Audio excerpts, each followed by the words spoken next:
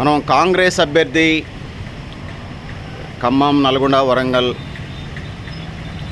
Graduate MLC అభ్యర్థి తీన్మార్ మల్లన్నకు సంబంధించినటువంటి కాంగ్రెస్ పార్టీ ఖమ్మం లోకల్ లీడర్స్తో ఉన్నాము. ఇప్పటికే CPI, CPM, mass line ML party, Aam Aadmi party Congress పార్టీకి మద్దతు ఇచ్చున్నారు. ఇంకా అనేక బీసీ సంఘాలు, ఆర్కెస్ట్రా బీసీ సంఘం, ఇంకా కొన్ని బీసీ సంఘాలు పరోక్షంగా మద్దతిస్తున్నాయి. అదేవిధంగా తెలంగాణ ముస్లిం డిక్లరేషన్ కూడా దీనికి మద్దతు ఇచ్చినట్టుగా పరిస్థితి మనకు కనపడతా ఉంది. సో ఇంకా అనేక వ్యక్తులు, సంస్థలు, ఉపాధ్యాయ సంఘాలు, విద్యార్థి యువజన ప్రజా సంఘాలు మద్దతు ఇస్తున్న నేపథ్యంలో ఎట్లుందో ఆ గెలుపు అవకాశాలు ఎలా ఉన్నాయి తీన్మార్ మల్లన్నది ఈరోజు 25వ తారీఖు ఈరోజుతోనే ముగుస్తున్న నేపథ్యంలో ప్రచారం వీళ్ళు గడప గడపకు ఖమ్మంలో తిరుగుతున్నటువంటి నేపథ్యంలో ఎలా ఉందో తెలుసుకునే ప్రయత్నం చేద్దాం. సార్ మీ పేరు చెప్పండి. నా పేరు రంగారెడ్డి, 50వ డివిజన్ ఈయన కాంగ్రెస్ నాయకుడిని. ఏంటి ఎలా ఉన్నాయి తీన్మార్ మల్లన్న గెలుపు అవకాశాలు? చాలా ఎక్కువగా ఉన్నాయి. మేము ఇంటింటికి డోర్ టు డోర్ తిరుగుతున్నాము.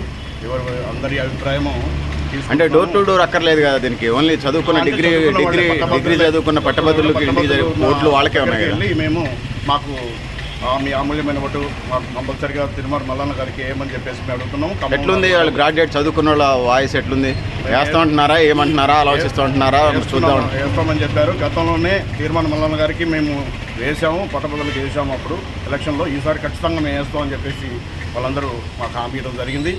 ఖచ్చితంగా ఖమ్మం, నల్గొండ, వరంగల్ గ్రాడ్యుయేట్ ఎలక్షన్లో తీన్మార్ మల్లన్న గారిని అత్యధిక మెజార్టీతో గెలిపిస్తారని చెప్పేసి చెప్తున్నారు, పట్టభద్రులందరూ చెప్తున్నారు. అదేవిధంగా మేమందరం కూడా అడిగిన ప్రతి ఒక్కరు కూడా నాయకులందరూ కూడా తిరుగుతూనే ఉన్నాం.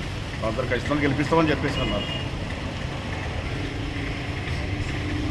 ఖమ్మం, వరంగల్, నల్గొండ ఎమ్మెల్సీ పట్టభద్రుల ఈ ఎన్నికల్లో మేము తీన్మార్ మల్లన్న గారి గెలుపు కోసం ఈ ఖమ్మం టౌన్ నుంచి 55వ డివిజన్లో మేము విస్తృతంగా పట్టభద్రులని కలిసి ఓట్లు అభ్యర్థించడం జరిగింది.